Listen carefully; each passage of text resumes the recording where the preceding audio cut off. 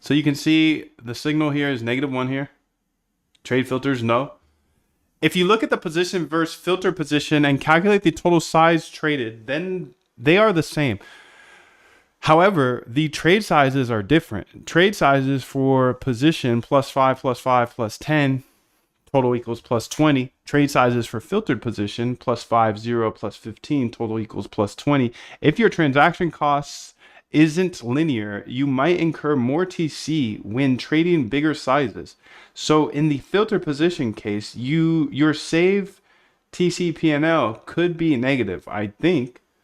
So yeah, that's something you might want to think about. OTOH, if you have fixed costs of trading that makes you want to minimize number of trades, then the filter might help a lot more. Conditional distribution. On that note, it is also possible that even if your fast signal is profitable, gross P&L, but once you're using it as a filter, it might not be profitable. I had a conversation with Redacted about this. Conversation is redacted on the request of the party, but I hope the point is clear. Yeah. It's a great way to incorporate higher frequency signals you can't actually trade on explicitly. Need to be careful about conditionally selecting those signals though based upon what's driving the rest of your trades. But it's a very cool idea. What do you mean by conditionally selecting those signals based on upon driving the rest of your trades? So let's say I think high frequency momentum works. It's just too expensive to implement. If I use it to help time my trade into stocks, I'm not actually doing high frequency momentum. I'm taking one side of the trade, the shorts, on a subset of stocks at a point in time. That's a conditional implementation of the idea. More generically, if you've taken some higher frequency signal and you're implementing it on a subset of securities or only at a specific time, you've created a conditional implementation. Makes a lot of sense. Like, it's very possible the conditional implementation has negative EV despite the unconditional one has positive. Exactly. Appreciate the explanation. Smiley face.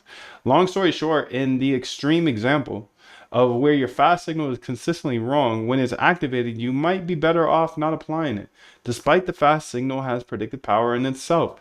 The converse could also be true. Say your fast signal is consistently right when it's activated, then a signal that might seem weak on its own could very much be strong after using it as a filter. Proper multi-period trading. The actual proper way of trading a fast signal in conjunction of a slow one is to use multi-period optimizer. But I'm not super familiar with it yet. I do have a plan to write about it in the future. Check out some takes on MPO from 2 practitioners and 1 Jabrani below. So Centipede again. Could be interesting to know about MPO and think about the problem. Just my opinion that it's overkill for most strategies. Plus, you need to be sure your multi-period alphas are consistent, and that is non-trivial. Getting it wrong will be worse than not trying MPO at all. What do you mean by consistent there? Here. Very roughly, if you have a fast 1-day alpha and a slow 10-day alpha, then if the slow alpha is positive today, your 1-day prediction might be biased positive for the next 10 days. Peter says, are you guys running CVX portfolio? Multi-period opt implementation, by the way, or just straight towards CVS opt? I would guess there's like less than 200 people worldwide who knows how to use multi-period opt correctly, and I'm not one of them, unfortunately. Robot James says, have you ever seen a production multi-period optimization? I know of 2 existing, not directly witnessed 1 in testing. That's all for today. As usual, any comment, feedback, correction is more than welcome.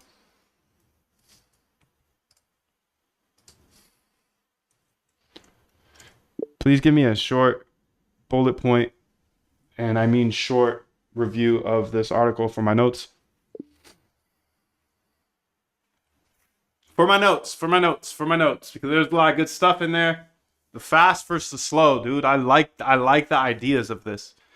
The fast, you have a slow signal, but you go ahead and you check the fast to see if it's actually time to enter or not. So instead of just based off of one signal, you're looking off of two. One's fast, one's slow. The fast one usually isn't tradable. Okay. Main idea: fast signals might be predictive, but often aren't profitable due to transaction costs. Yes.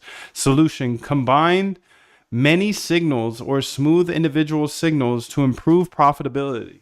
Core technique. What? They have a limit on 4.5? Core technique. Use fast signals to tilt or bias slow strategies, meaning filter trades rather than directly trade the signal. Key references: ideas from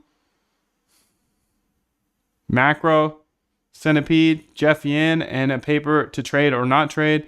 Implementation: only execute slow signals trades when confirmed by a fast signal. Skill is only developed by hours and hours and hours of beating on your craft. Saving costs and enhancing profitability. Important subtlety: even non-profitable fast signals can add value by reducing unnecessary trades and transaction costs. Risk: sometimes filters based on fast signals can unintentionally increase costs if not managed properly. Next step suggested: look into multi. Okay, sick, dude. That was a good little overview right there. Matter of fact, I kind of want to do this for the last article I did too. So I read his other article here. The link of this one is in the description.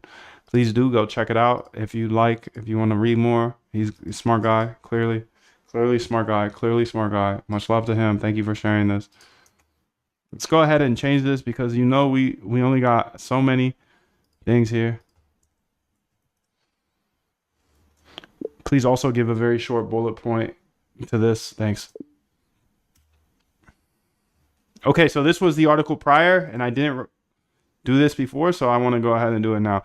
Reason for a few seconds: explores tweaking low frequency backtests to manage risk and improve true performance. Emphasizes the unchanged backtest results can signal better risk management. Highlights the need to distinguish real improvements from overfitting and optimism bias. Advocates for granular analysis beyond overall Sharpe ratios for better insight. Okay, I have better notes up there.